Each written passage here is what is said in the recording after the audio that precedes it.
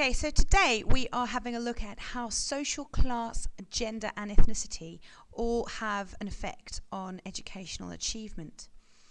If you're aiming for a C, you need to be able to outline and explain how those three factors affect how well you do at school.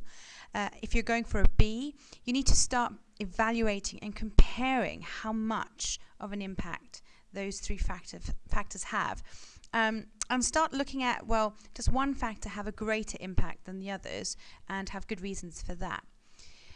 If you're an A or an A-star student, you need to be able to evaluate the impact of social class, gender and ethnicity on educational achievement, but also apply your analysis to a perfect 12-mark answer.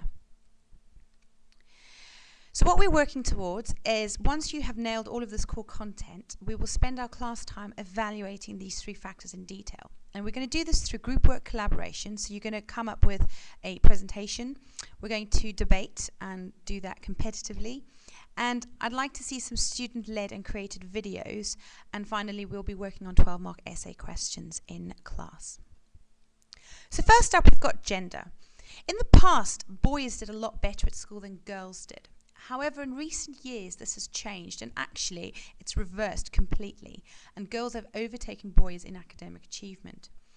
It has been found that every single stage of the national curriculum, girls are doing better than boys.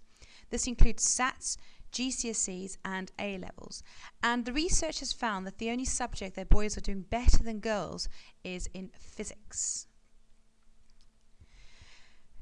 This graph shows exactly that. You can see the red line is girls' achievement and the boys is the blue line, and that's obviously male achievement. And as the years have gone on, the gap between the girls and the boys has remained relatively similar. So why then? Why does this gap actually exist? So first up, we'll look at home factors, and then we'll look at school factors. And this will be the way we'll go through all the information for all three of the subcategories. So first up, we've got socialization. Parents tend to buy girls toys that encourage language. And at the same time, girls will spend a lot more of their social time talking to one another, whilst boys tend to be more active, playing football and doing sports. This all means that girls develop their language skills a lot faster than the boys, and gives them an advantage when they get to school. Secondly, the job market has changed massively. There are now loads more job opportunities for women, and young girls have mums in careers and therefore really good role models, showing their daughters that if they really study hard at school, they can have a really good career as well. But on the other hand, boys are experiencing something called a crisis of masculinity, and you need to know that that could come up as a keyword question. And this crisis of masculinity is where boys are feeling like they don't really have an identity, and even though they still feel that pressure to be the breadwinner in the family, there are less masculine industry-based jobs. So factories have shut, there are just less industry-orientated jobs, and the job market is becoming more and more suited to women. At school, looking now at school factors, teachers often stereotype boys and girls, and they expect girls to behave and work hard, whilst they tend to expect boys to mess around and be more active.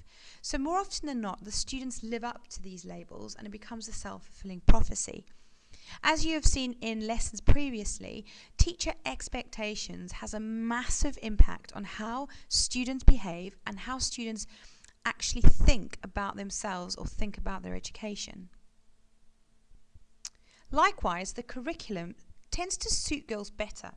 Because so much language is involved, writing, spelling, reading, this all plays to feminine strengths. So girls tend to put a little bit more work into their studies, they do their homework, and are probably more likely to be organised when it comes to their schoolwork. So all of these things still contribute to that gap between girl and boy achievement.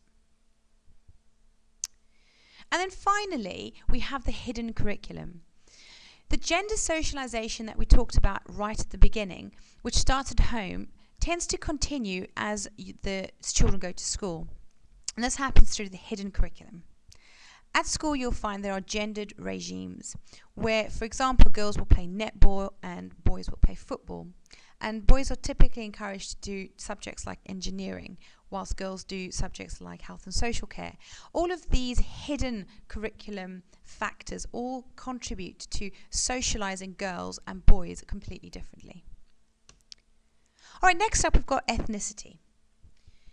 In the UK, Indian and Chinese children tend to do extremely well at school, and they achieve better results than the white British children.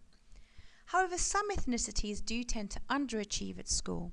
Research has found that Pakistani, Bangladeshi and Black Caribbean ethnicities often achieve less than the white British children, and each of these groups is also highly underrepresented at university. So having a look here then, it's clear that Chinese and Indian children are doing a lot better than all the other ethnicities. But Black Caribbean and Pakistani and Bangladeshi tend to be lagging behind a little bit. Now, why is this? Looking first again at home factors, the first factor is material deprivation. Many ethnic minorities are in lower social classes and therefore suffer material deprivation, such as poor housing and the lack of resources. Material deprivation includes not just having funds to go to school trips and buy school supplies, it also could relate to not having a quiet space to do homework. The second factor is language. For many children from immigrant families, their first language is usually the language they spoke in their country of origin. Therefore, it is a massive challenge to do all of your subjects at school in a foreign language. If your first language is English, imagine trying to do science and maths and all your subjects in French or Spanish. These are some of the challenges that children from ethnic minority communities have to face. And even Afro Caribbean students who speak English as a first language may speak with different dialects, and this can sometimes cause problems when writing and reading at school. And thirdly, we've got something called cultural deprivation. Working class and ethnic minority cultures often don't have the same access to extracurricular activities and cultural experiences. These things generally enhance their education. Parents also may find it quite hard to motivate their kids to do well in education, so they do not receive the skills and the values that they need to then succeed in the job market. Then we come on to school factors, and again, a lot comes down to teacher-pupil interactions. Despite many equal opportunity policies in schools, there is still evidence that suggests that children from ethnic minorities are still suffering racism at school today. And this can come from either teachers or students or both. And secondly, some teachers tend to have stereotypical expectations of children from ethnic minorities and therefore label them. Research has shown that teachers believe that children from Afro Caribbean backgrounds are less academic than those from other ethnic backgrounds. Teachers therefore expect less from these students, and these students are therefore encouraged less. Again, these labels lead to self-fulfilling prophecies, because if you're not encouraged by your teachers, or if your teachers don't believe in you, then you tend to live up to that expectation and you don't do very well at school. And then finally, it can be argued that we have a very ethnocentric curriculum. This means that the curriculum focuses on the white majority British culture rather than taking in elements of all of the different ethnic minority cultures. So in assemblies or schemes of work, and even in music and language, there is a focus on the culture of the majority in that country, and this puts children in ethnic minority groups at a disadvantage. Finally, we have social class. Now, in 2006, the University College London and King's College London got together and they did a massive piece of research on social class and educational achievement.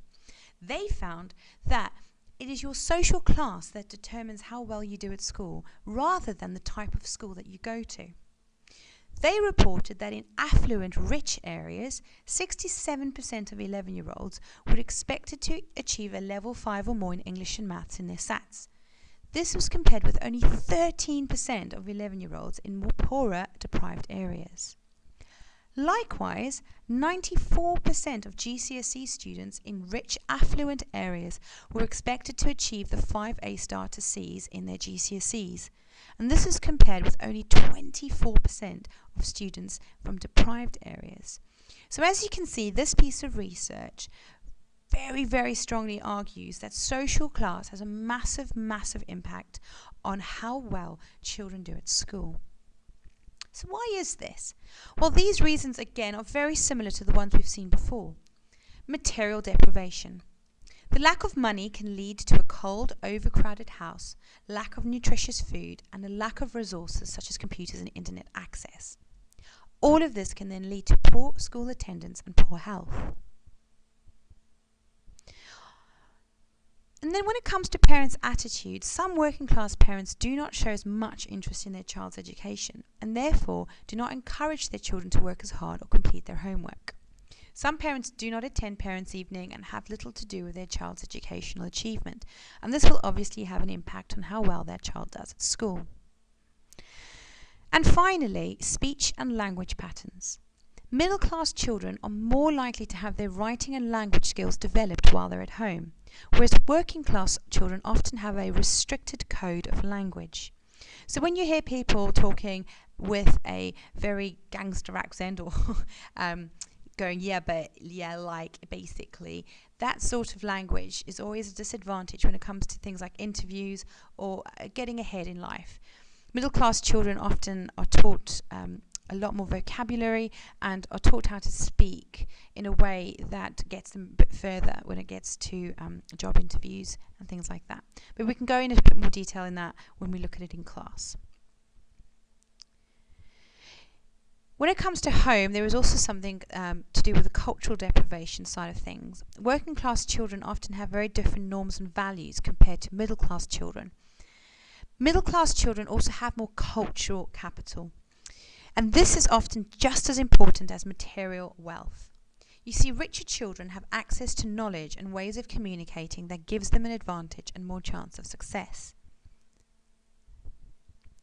And then school factors. Again, teachers have very different expectations for children in middle class families to children from working class backgrounds.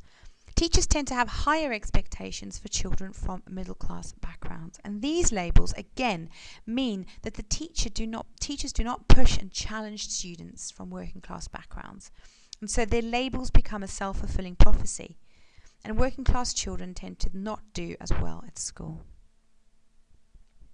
So there you have it. Now that you have all the information, I want you to start thinking about which factors you think are the most significant when it comes to educational achievement, and make sure you're ready to take part in all of the activities that we're going to be looking at when we get to class.